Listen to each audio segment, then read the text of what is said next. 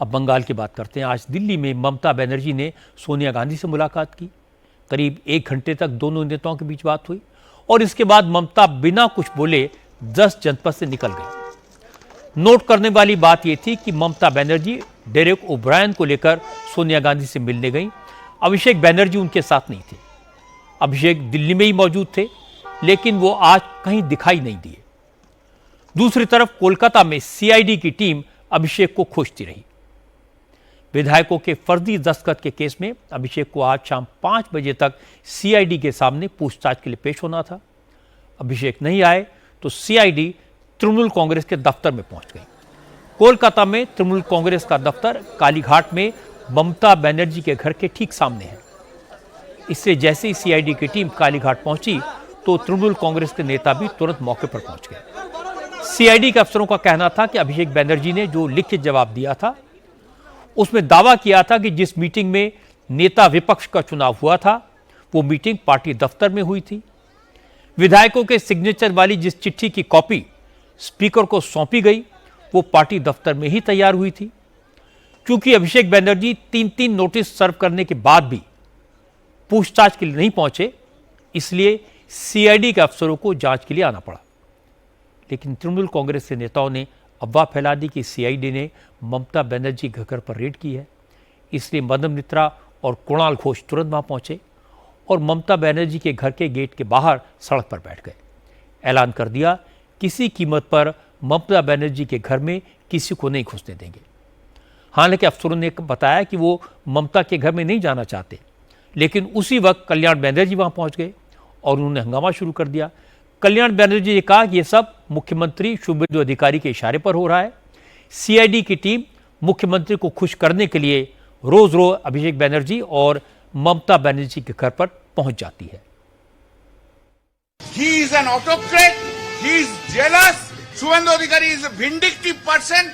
वो लोग आए हैं और उन लोग का बॉस शुभेंदु अधिकारी को खुश करने के लिए वो लोग सोच रहा है कि शुभेंदु अधिकारी पैसा देता है, वो लोग शुभेंदु अधिकारी का बूट चाटता है। उन लोग का बॉस है शुभेंदु अधिकारी, उसको खुश करने के लिए इधर आया है और कोई खुश नहीं है, और कुछ नहीं है। They want to make happy Suvendu अधिकारी chief minister, that is the CID officers have come here।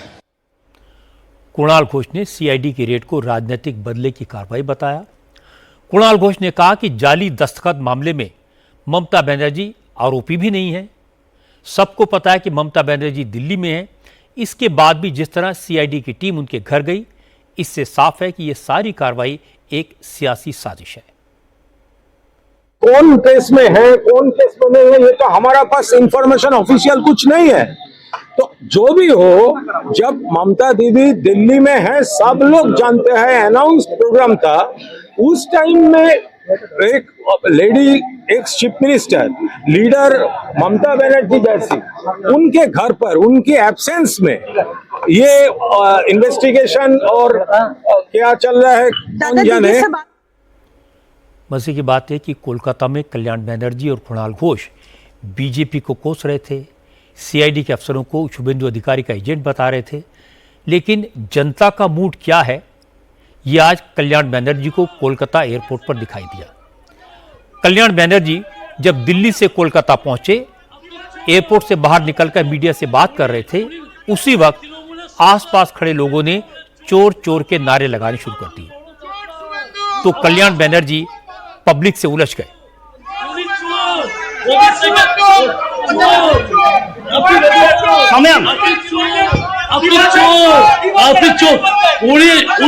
উনি তৃণমূলের সত্য, উনি তৃণমূলের চোর,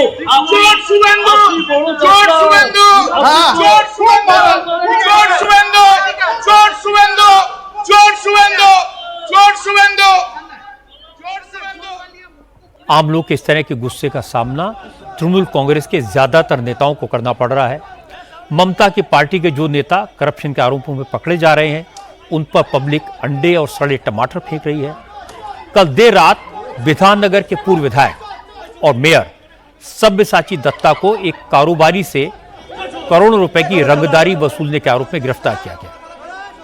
आज पुलिस जब सब्यसाची दत्ता को कोर्ट में पेश करने के लिए पहुंची तो वहां मौजूद लोगों ने चोर चोर के नारे लगाए, सब्यसाची पर अंडे और टमाटर फेंके। बड़ी मशक्कत के बाद पुलिस सब्यसाची को कोर्ट के अंदर ले गई।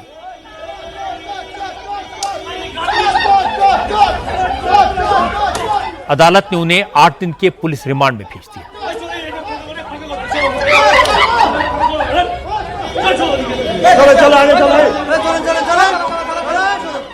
इससे पहले जब सब्यसाची को मेडिकल के लिए पुलिस हॉस्पिटल ले गई, उस वक्त भी लोगों ने तृणमूल कांग्रेस के नेता पर सड़े हुए अंडों की बारिश कर दी।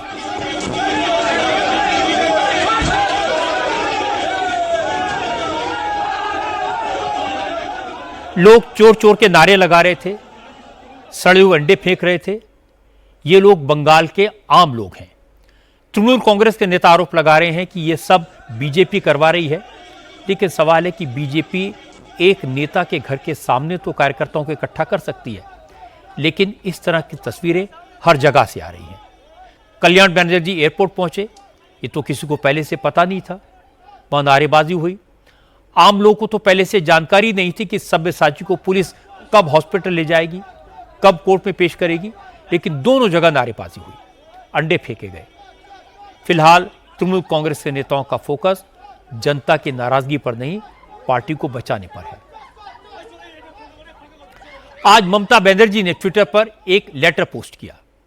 20 मई की चिट्ठी स्पीकर को भेजी गई थी, जिसमें काकोली घोष की जगह कल्याण बनर्जी को तृणमूल कांग्रेस का चीफ व्हिप बनाए जाने की जानकारी दी गई थी।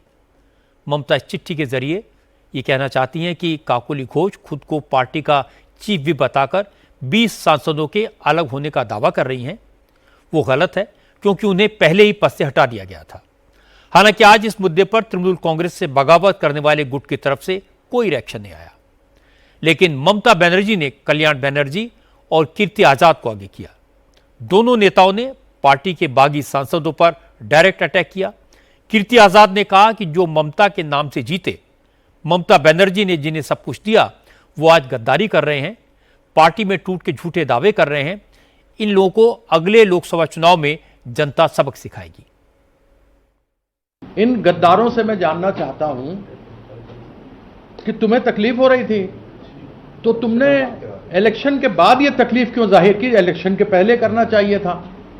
और इलेक्शन के बाद अनेकों आरोप लगाए सुखेंदु शेखर ने और रिजाइन कर दिया।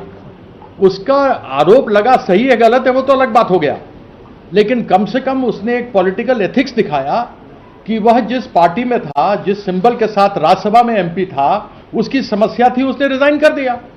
तुम्हारे में भी अगर पॉलिटिकल एथिक्स है तो तुम भी रिजाइन कर दो उसकी तरह और आ जाओ बीजेपी के टिकट पर लड़ने के लिए। पहली बात तो आपने बताया नहीं कि आपके नंबर कितने हैं, 2/3 हुए या नहीं हुए, नहीं तो आप अभी तक निकाल दिया होता। क्या चिट्ठी आपने स्पीकर को दिया वो बता दिया होता, वो सब चीजें मालूम नहीं। यदि मैं एक मान लूं, आपके झूठ को सच भी मान लूं कि आपके पास 20 है, 21 है, 22 है, तो आपको तो विलय करना पड़ेगा, आपको मर्ज करना पड़ेगा बीजेपी के अंदर। तो क्या बीजेपी के अंदर मर्ज करोगे और आपका वो कार्यकर्ता जो खून पसीना एक करता रहा, कुछ पहली बार बने, कुछ तीसरी बार बने, बहुत सारे एमपी तो चौथी बार बने हैं, क्या उन कार्यकर्ता को जब बीजेपी के गुंडे मारेंगे तो तुम उनके साथ बैठकर उनका समर्थन करोगे? उन कर्मियों को तुम मार दे खाते हुए देखोगे? इस प्रकार की गद्दारी, जिस थाली में खाया उसी में छेद, तो कम से कम कुछ शर्म करो। बीजेपी में जाना है तो बोलो। सो याद रखना, भागने वाले भगौड़ों, गद्दारों, याद रखना कि 29 के अंदर साफ हो जाएगी बीजेपी, केंद्र में भी साफ होगी और बंगाल में भी साफ होगी। तृणमूल कांग्रेस में बगावत करने वाले सांसदों ने आज अपने पत्ते नहीं खोले, लेकिन पार्टी को एक झटका और दे दिया। अब दिल्ली में तृणमूल कांग्रेस को अपना ऑफिस खाली करना पड़ सकता है। अभी टीएमसी का office 20B Rajendra Prasad road पर है, लेकिन ये घर तृणमूल कांग्रेस के सांसद पार्थो भौमिक का है, उनको अलॉटेड है। क्योंकि अब वो काकोली घोष वाले कैंप में चले गए हैं, इसलिए उन्होंने अभिषेक बनर्जी से कह दिया कि उनके घर से तृणमूल कांग्रेस का ऑफिस खाली करो। हालांकि तृणमूल के नेता इस बात से ज्यादा टेंशन में नहीं है। कल्याण बनर्जी ने कहा कि बागी सांसदों के पास भले ही पैसा है, पावर है, ईडी है और सीबीआई है, लेकिन तृणमूल कांग्रेस के पास आज भी मां, माटी और मानुष है। तेरा साथ पैसा है, तेरा साथ गहना है, तेरा साथ बंगलो है, तेरा साथ नरेंद्र मोदी है, तेरा साथ अमित शाह है, तेरा साथ चीफ मिनिस्टर है, तेरा साथ ईडी है, तेरा साथ सीबीआई है, तेरा साथ पूरा भारतवर्ष का पावर है, और मेरा साथ मामाटी मानुष है। मां मेरा पार्टी है, मेरा साथ पार्टी है, मेरा साथ वर्कर है, मेरा साथ पश्चिम बंगाल का पब्लिक है। आप गइए अच्छे से। बंगाल को लेकर दो बातें तो बिल्कुल साफ हैं, ना पब्लिक ममता दीदी के साथ है, ना उनके ज्यादातर एमएलएस और एमपीस। संगठन भी बिखरने लगा है। नंबर कितना है, सिग्नेचर किसके हैं, चिट्ठी किसने लिखी, मर्ज करना पड़ेगा, ये सब टेक्निकल बातें हैं। मोटी बात यह है कि ममता के राज में बड़े पैमाने पर ज्यादतियां हुई, लोगों के साथ जुल्म हुआ, उनकी पार्टी के नेताओं ने लूट मचाई। पार्टी में जो अच्छे लोग थे उनको उस वक्त बोलने में डर लगता था। अब पासा पलट गया है तो बगावत हो रही है। जो लोग अभी भी खुलकर ममता का साथ दे रहे हैं उनके पास अपना कोई खास सपोर्ट बेस नहीं है। कल्याण बनर्जी सबसे ज्यादा वोकल हैं। उनकी कॉन्स्टिट्यूंसी में 7 विधानसभा सीटें हैं, यहां टीएमसी सिर्फ 2 सीटें बचा पाई। महुआ मोइत्रा कृष्णनगर से एमपी हैं। 7 असेंबली कॉन्स्टिट्यूंसीज हैं, इनमें से तृणमूल केवल 3 जीत पाई। शत्रुघ्न सिन्हा आसनसोल से एमपी हैं, यहां भी विधानसभा की 7 सीटें हैं। सारी की सारी 7 सीटें इस बार बीजेपी ने जीती हैं। ये फैक्ट्स एंड फिगर्स सारी कहानी अपने आप कह देती हैं।